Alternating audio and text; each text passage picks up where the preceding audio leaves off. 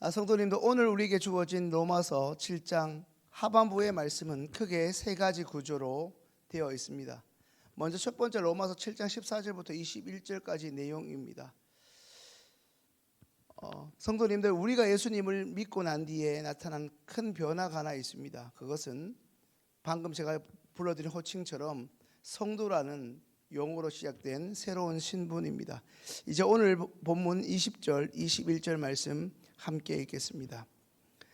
만일 내가 원하지 아니하는 그것을 하면 이를 행하는 자는 내가 아니요 내 속에 거하는 죄니라. 그러므로 내가 한 법을 깨달았노니 곧 선을 행하기 원하는 나에게 악이 함께 있는 것이로다. 아멘. 하지만 하나님이 부르시는 그날까지 여전히 세상에 속한 채 우리가 하루하루 고되더라도 이 땅의 삶을 살아가야 하기에 항상 우리 내면에는 갈등이 존재할 수밖에 없습니다. 성도님들, 항상 우리 내면에 존재하고 있는 이 갈등 무엇일까요? 그것은 바로 오늘 말씀의 제목처럼 선과 악의 갈등입니다. 선을 행하고자 하는 마음과 나도 모르게 오늘 말씀처럼 악을 행하고 있는 것을 발견하는 이 두 가지가 말 그대로 공존하고 있다는 것이죠. 어디에? 우리의 마음속입니다. 우리가 이 그리스도인으로서 이른바 그 유명한 성화의 과정을 일평생 동안 살아가면서 율법을 알아가면 알아갈수록 내 자신이 죄인이라는 것을 이전보다 시간이 갈수록 훨씬 더 많이 깨닫게 됩니다. 이것은 신앙적으로 성숙해지면서 이전보다 우리가 죄를 더 많이 짓기 때문이 아니라 자기의 죄를 보는 눈이 더 생기게 되면서 죄가 더 깨달아지는 것입니다. 쉽게 말하면 10번의 죄를 지으면서도 죄가 죄인 줄 몰랐는데 이제 어쩌다 한 번 죄를 지어도 이게 죄구나 심각하게 깨닫는다는 것입니다. 여기서 우리가 죄를 죄로 여기고 그것을 하나님의 은혜인 줄로 알게 되는 것이 축복 중에 축복입니다. 이제 오늘 본문 말씀 14절 함께 읽습니다. 우리가 율법은 신령한 줄 알거니와 나는 육신에 속하여 죄 아래에 팔렸도다. 빨간색 부분 한번 보실까요? 나는 육신에 속하여 죄 아래에 팔렸도다. 또한 여기서 이 죄라는 것은 율법이 신령한 줄 우리라는 교회 공동체 혹은 믿음의 사람들로 이루어진 공동체를 통해 훨씬 더 잘 깨닫게 됩니다. 함께 구역 식구들 가운데 말씀을 나누다가 그리고 담임 목사님 만드신 교재를 통해서 함께 공부하다가 이게 죄구나, 이게 불순종이구나, 이게 완악함이구나 라는 것을 서로 나눔 가운데 깨닫는다는 것입니다. 교회 공동체나 믿음의 사람들과 그리고 공동체를 이루지 않고 그저 나 혼자 편하게 있거나 그렇게 홀로 신앙생활을 하는 것이 익숙한 상태가 오래될 경우 제가 함께 읽은 14절의 말씀처럼 죄 아래 팔려 넘어가거나 혹은 죄의 영향력 안에 있게 될 확률이 매우 높습니다. 그러하기에 우리는 우리 주변의 교우들을 잘 살펴보고 공동체 속으로 들어오지 못하는 이들을 구역과 셀에서 함께 신앙생활을 하여 믿음이 견고하게 뿌리내릴 수 있도록 지속적으로 살펴야 하고 권면해야 합니다. 또한 성도들이 믿음의 공동체에 속해서 경험하게 되는 한 가지 축복은 우리의 내면 속에 여전히 악이 존재하고 있음을 깨닫는다는 것입니다. 이제 두 번째, 오늘 본문 22절부터 24절에는 죄에 대한 절망을 이야기하고 있는데요. 22절에서 23절 말씀 함께 읽습니다. 내 속사람으로는 하나님의 법을 즐거워하되 내 지체 속에서 다른 한 법이 내 마음의 법과 싸워 내 지체 속에 있는 죄의 법으로 나를 사로잡는 것을 보는도다. 방금 사도 바울은 우리가 함께 읽은 이 22절 23절 말씀을 통해서 죄된 인간이 가지게 되는 그 한계와 또 그로 인한 절망을 이야기합니다. 성도님, 그게 무엇일까요? 그것은 더욱더 노골적으로 구체화되고 있는 우리 마음속 안에 있는 선과 악의 갈등이고 그 선과 악의 갈등으로 인하여 생겨나는 깊은 절망입니다. 쉽게 이야기하면 우리의 심령 속에는 22절의 말씀처럼 하나님의 율법, 하나님의 말씀을 즐거워하는 마음도 분명 존재하는 반면에 동시에 우리가 볼 수밖에 없는 이 죄가 먼저는 나를 그리고 우리를 점점 사로잡아가고 있다는 사실입니다. 성도님들, 우리 인간이 이전보다 더 하나님께 가까이 다가오면 올수록 거룩에 가까워질 수밖에 없으니 이전에 보이지 않던 자신의 죄를 볼 수밖에 없다는 사실입니다. 사실 그것은 유쾌한 일은 아닐 수 있습니다. 그동안 죄를 죄로 여기지 않고 마음대로 살았는데 죄가 보이니 죄가 아닌 것이 없더라는 것이죠. 자, 24절 말씀 함께 있습니다. 오라 나는 곤고한 사람이로다. 이 사망의 몸에서 누가 나를 건져내랴.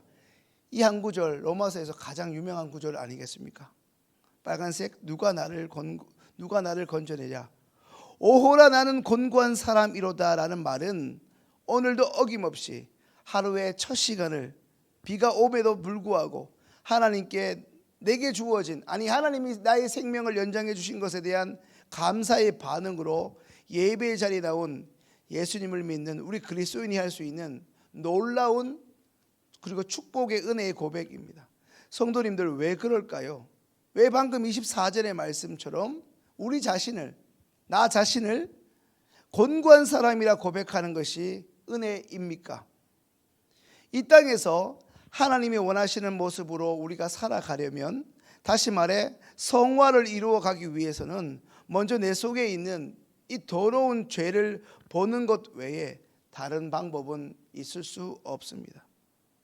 반드시 우리가 우리의 죄를, 자신의 죄를 직면해야만 철저히 자신에게는 결코 선한 것도 소망이 없음을 깨닫고 애통할 수 있기 때문입니다. 죄에 대해서 애통해 본 사람만이 그 죄를 구원하시는 예수 그리스도의 존재를 깊이 자각하고 감사할 수 있는 것입니다. 그렇지 못하면 교회 나오면서 끝까지 자신의 의로움으로 자신도 괴롭고 남들도 괴롭게 하는 마치 바리새인적인 신앙생활을 할 수밖에 없는 것이기 때문입니다. 자기 스스로 결코 씻을 수도 해결할 수도 없는 이 죄로 인해 한 번쯤 깊이 있게 절망해 본 사람만이 24절 말씀처럼 절망으로부터 마치 절규하는 심정으로 이렇게 사도 바울처럼 탄식의 고백을 할 수 있게 되는 것입니다. 오라 나는 곤고한 사람이로다.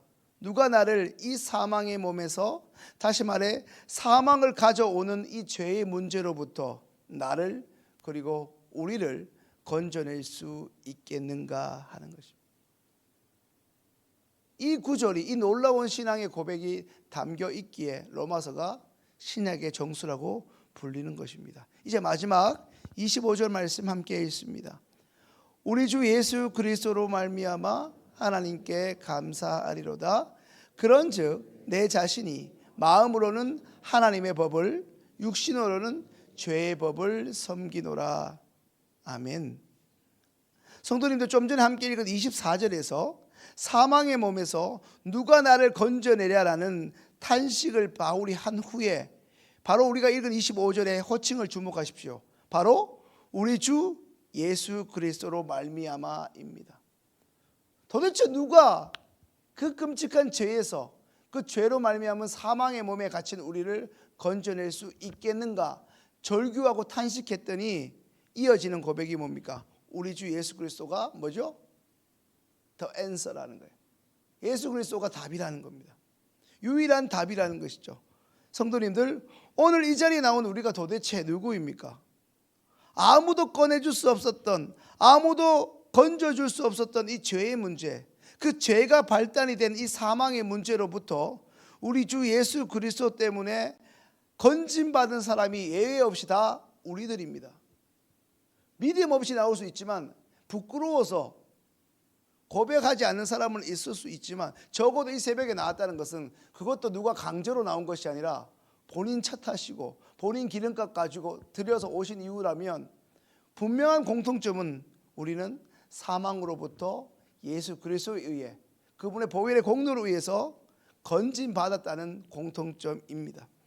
매일 죄와의 영적 전쟁에서 고뇌하는 우리 자신에게 절망할 수밖에 없지만 그런 우리를 매 순간 건져주시는 우리의 유일한 소망은 우리 주 예수 그리스도밖에 없음을 날마다 삶의 자리에서 경험하고 고백하는 사람들이 바로 이 자리에 나온 성도, 우리 그리스도인입니다. 성도님들, 분초마다 수시로 우리의 죄를 짓고 있는, 그로 인해 절망하는 자신을 발견하게 되더라도 그런 우리를 또한 매 순간 건지시는 우리 주 예수 그리스도만이 우리의 참 소망임을 깨닫고 그 예수 그리스도를 통해 순간순간 회복을 경험하는, 자유를 경험하는 그 사람이 바로 진정한 성도입니다. 이제 말씀을 정리합니다. 사랑하는 성도님들, 이번 한 주도 우리 주 예수 그리스도를 통한 은혜가 매 순간 끊지 못하는 죄로 인해 좌절하고 넘어지는 우리를 일으켜 세우는 하나님의 은총으로 가득하시기를, 그로 인해 죄가 더한 곳에 더욱 하나님의 은혜가 넘쳤다고 로마서 5장 20절에 사도 바울이 고백했던 그 고백이 우리의 일상의 간증의 고백이 될 수 있기를 주님의 이름으로 축원합니다.